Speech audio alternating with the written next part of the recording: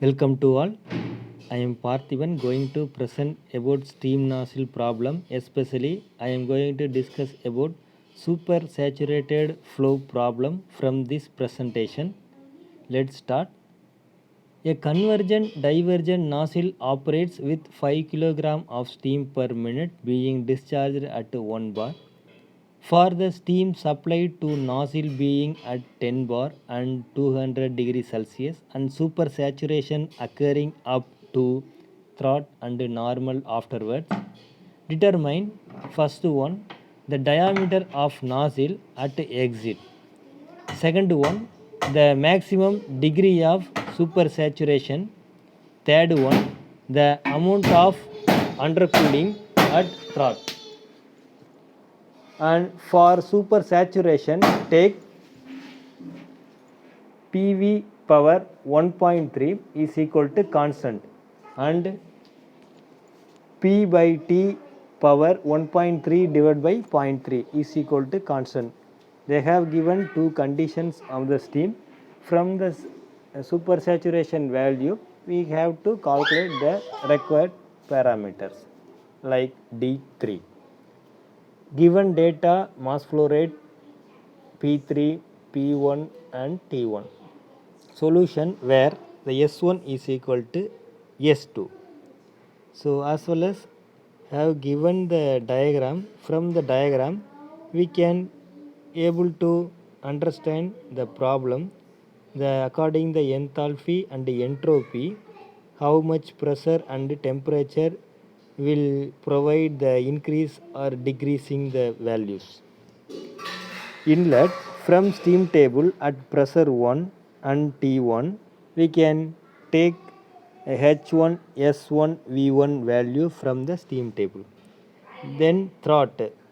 From the throat pressure we know the relation polytropic process P2 divided by P1 is equal to 2 divided by n plus 1 power n divided by n minus 1. So we can calculate the P2 value from that relation. Yes, we know already about the entrance steam pressure value as well as the n value. For supersaturation flow, H1 minus H2 dash is equal to n divided by n minus 1 P1 V1 multiply with 1 by 1 minus P2 by P1 power n minus 1 divided by n. So we can calculate H2 dash value and we know the pressure P2.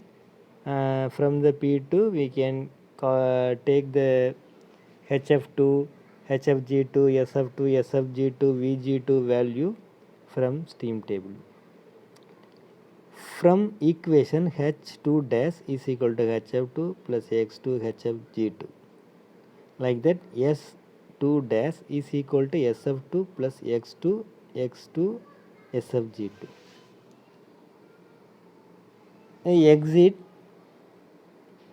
of nozzle also going to use to calculate the diameter value where we know the exit pressure P3 is equal to 1 bar.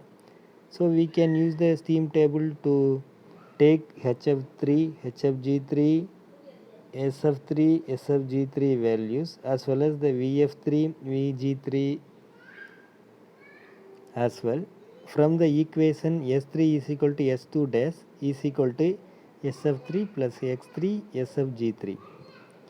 Likewise, the H3 enthalpy at exit is can also calculate HF3 plus X3 HFG3 relation. This relation going to use to find the H3 value.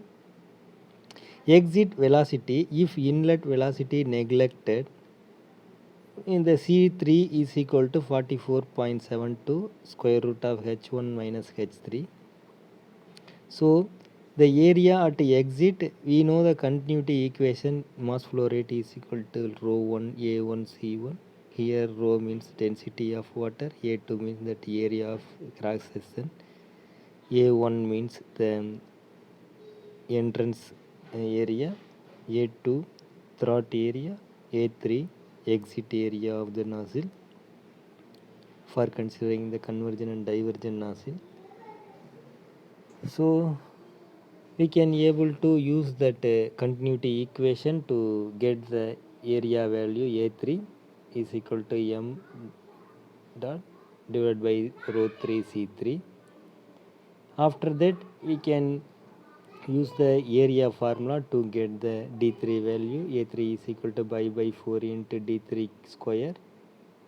Here we know A3 value, so we can calculate the D3 value. Then throat temperature T2 by T1 is equal to P2 by P1 power n minus 1 divided by n.